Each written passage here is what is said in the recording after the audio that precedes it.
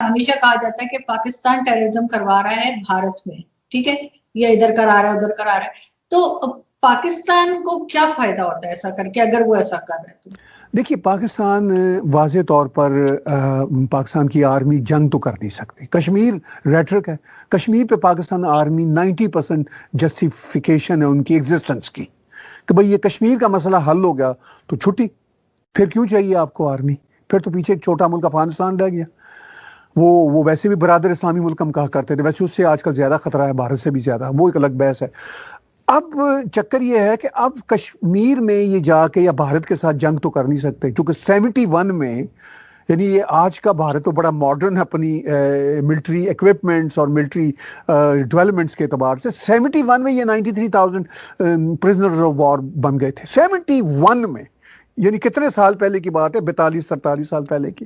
تو اگر 42-43 سال پہلے ان کی یہ اوقات تھی تو اب یہ کس اوقات پہ کھڑے ہوں گے؟ ابھی آپ ہی کے سامنے بالا کوٹ میں وہ یہ چلیے جی یہ ہے کہ انہوں نے وہ طیارے آئے، یہ کہتے ہیں کہ وہ نہیں تھا کیمپ، بھارت کہتا ہے چلیے میں اس بحث میں نہیں پڑتا. بھئی یہ تو کافی ہے نا شرم کے لیے کہ آپ کے سوورن کنٹری میں گھسے بھارت کے درجن کے قریب طیارے 80 to 90 کلومیٹر ان سائڈ آئے، واپس گئے، کچھ نہ کر سکے آپ. تو اس کا مطلب یہ ہے کہ آپ کے دلوں میں تو جتنا وہ تیل ہے وہ پوری دنیا نے دیکھ لیا، پاکستان کی عوام نے دیکھ لیا.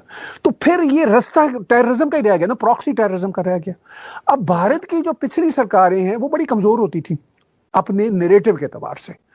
وہ پتہ نہیں کیوں ہوتی تھی، مجھے خیر اندازہ ہے، میں اس کیوں کی بحث میں پھر کبھی جاؤں گا.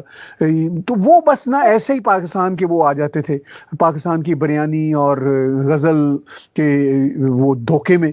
تو وہ کہتے تھے ٹھیک ہے جی، وہ ٹھیک ہے، کوئی نہیں، پیس ٹاک کر لیتے ہیں. مودی صاحب نے کہا کہ پیس ٹاک کرتے رہے. مودی صاحب اپنی پہلی سرکار میں نواز شریف سے ملنے بغیر انویٹیشن کے آئے، اتنا بڑا پولیٹیکل رسک لیا. پھر اس کے بعد پٹھان کوٹ ہو گیا وہ ان کے ہاں. تو انہوں نے یہ طے کیا، مودی سرکار کے آخری 2-2.5 سال میں انہوں نے طے کیا کہ انف از انف.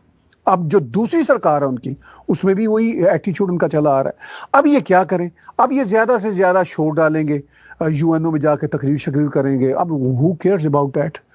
تو پھر ان کے پاس رستہ یہ ہے کہ انفلٹریٹ کریں. فائدہ آپ نے پوچھا کیا ان کو فائدہ یہ ہے کہ اگر یہ ہوگا تو پیسے آئیں گے نا. اگر یہ سب کچھ ایکٹیویٹیز نہیں ہوگی تو آرمی کس اعتبار سے اپنی وہ بنائیں گے، اپنی ریکوائرمنٹ بنائیں گے کہ بھئی ہمیں پیسہ چاہیے، عوام، غریب عوام کا بجٹ ہم نے کھانا ہے. تو وہ یہی ہے کہ بھئی کشمیر ہے، بھارت ہمارے سر پہ سوار ہے، اور کچھ کاروائیاں ہوں گی، کچھ لوگ مریں گے ایل او سی پہ، کچھ یہ بندے گھسائیں گے، آئیں گے، شاہ محمود قریشی کشمیر کشمیر کشمیر کریں گے، عمران خان صاحب کشمیر کی گردان کریں گے، تو جسٹیفائی ہوگا. تو یہ فائدہ ہے صرف پیور پیٹی پرسنل انٹرسٹ کے لیے. افغانستان کا میس ذرا اور ہے. وہ سوویت آئے، پھر ان کی لاٹری نکلی ضیاء اللہ کے زمانے میں، ٹھیک ہے، پھر وہ سارے کا سارا 79 سے لے کے پھر یہ بیچ میں لاٹری جب خراب ہوئی تو پھر انہوں نے طالبان کو کیا، اور پھر وہاں پہ امریکنز نکل آئے، پھر یہ 9/11 ہو گیا، پھر ایک اور لاٹری نکلی ان کی. تو وہ لاٹریاں 2 ہو گئیں، اب لاٹری نہیں نکل رہی. ان کا یہ خیال تھا کہ افغان پیس پروسیس میں لاٹری نکلے گی، وہ نہیں نکلی اب. تو اس سارے کھیل میں ان کا یہ تھا کہ اگر ہم کاروائیاں کریں گے، بم دھماکے کریں گے، افغانستان میں اٹیک کریں گے، جو ابھی بھی ہوتے ہیں آن اینڈ آف، تو ہماری کوئی ویلیو ہوگی نا. دیکھیے نا، ایک جو دادا گیر ہوتا ہے، جو بدماش ہوتا ہے، وہ جب تک محلے میں یا اس علاقے میں کوئی بم نہیں پھاڑے گا تو اس کی کیا اہمیت ہوگی، اس کا کاروبار نہیں چلے گا. تو اس سے پاکستانی غریب عوام بیچاری جو ہے نا وہ پس رہی ہے ان کے دادا گیری کی وجہ سے. کرنے کے یہ کچھ قابل نہیں ہے یہ اپنے ہی بھاٹی گیٹ کے محلے میں بڑکے لگانے کے. بھاٹی گیٹ سے باہر نکل کے یہ بڑک لگا کے تو ذرا دکھائیں. اب کسی جگہ پہ ان کی بڑک نہیں چلتی، ایون افغانستان کے بارڈر پہ نہیں چلتی. وہ وہاں سے ایسا خوفناک اٹیک ہوتا ہے کہ یہ بھاگ کے پیچھے آ جاتے ہیں. چھوٹا ملک ہے ان کی نسبت، تو وہ وہاں نہیں چلتی. تو بھارت تو اب مودی جی کے سرکار میں تو اب یہ بھول جائیں کہ کسی قسم کا یہ کوئی بڑا وینچر کر سکتے ہیں وہاں پہ.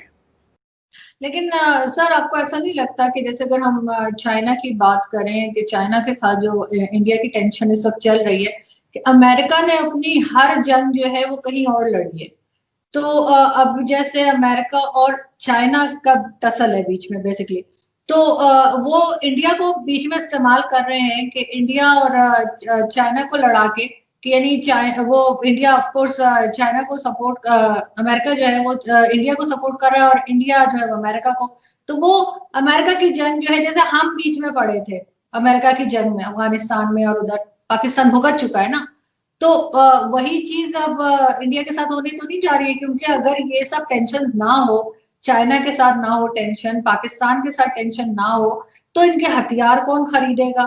اور پھر یہ لوگ دونوں کنٹریز آگے پروگریس کر سکتے ہیں، پاکستان بھی کر سکتا ہے تھوڑی بہت، اور تھوڑی بہت طرح سے بھارت بھی کر سکتا ہے، اگر ہم یہ اپنے ڈسپیوٹ ختم کریں کسی طریقے سے، اور یہ جو ایک دوسرے کے اوپر بندوقیں تان کے ہر وقت کھڑے رہتے ہیں، اگر یہ چیز نہ ہو، لیکن امریکہ اور کینیڈا بھی تو رہتے ہیں نا، اور اسی طرح سے کئی کنٹریز ہیں، تو ہم کیوں نہیں رہ سکتے؟ دیکھیے بات بڑی سمپل ہے، پاکستان اور امریکہ کا جو ریلیشن شپ رہا وہ امریکہ اور بھارت کے ریلیشن شپ سے بہت ڈیفرنٹ ہے۔ پاکستان جب ان کی جہادی جنگ میں شامل ہوا تھا، پھر وار آن ٹیرر، جہادی جنگ سوویت کے خلاف جو تھی 79 سے، پھر 9/11 کے بعد ان کی وار آن ٹیرر سے، تو یہ دونوں چیزیں پاکستان کی اسٹیبلشمنٹ کو سوٹ کرتی تھیں۔ کہنے کو تو یہ یہی کہتے ہیں جی کہ ہم خام خواب کی جنگ کیسا بنے، یہ آپ صبح و شام عمران خان سے جو اس وقت پپٹ ہیں آرمی کے، وہ یہی بولتے رہتے ہیں، اور ایک زمانے میں جو ISPR کے جنرل آصف غفور ہوتے تھے وہ بھی ایسی باتیں کیا کرتے تھے، اب ذرا ISPR میں اس طرح کی باتیں نہیں ہوتی، تو یہ نیریٹو کی حد تک تو یہ ٹھیک ہے ان کے پوائنٹ آف ویو سے، لیکن یہ چونکہ ان کا اپنا کاروبار تھا، جہاد تھا، جہاد فی سبیل اللہ پاکستان آرمی کا لوگو ہے، ٹھیک ہے نا، یعنی وہ کوئی بھی دکان ہوتی ہے نا، جیسے ہمارا اسٹوڈیو تو میں باہر لگایا بورڈ ٹیگ ٹی وی، ٹھیک ہے، لیڈنگ ساؤتھ ایشین چینل، تو ان کے بار بورڈ لگا ہوا جہاد فی سبیل اللہ، یعنی یہ ان کی دکان ہے جس کا کام ہے، کاروبار ہے اللہ کے نام پہ جہاد کرنا۔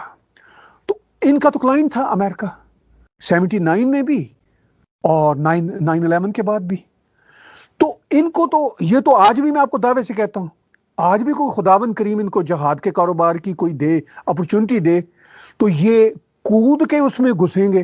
پہلے 70,000 لوگ کہتے ہیں ہمارے اس جہاد کی وجہ سے مرے تھے، اب بے شک 1,70,000 مر جائے، ان کو پرواہ ہے، ان کا کاروبار چلے، تو یہ تو اس کے لیے منتظر علیحدہ، یہ صورتحال بالکل مختلف ہے، بالکل کمپیریبل نہیں ہے۔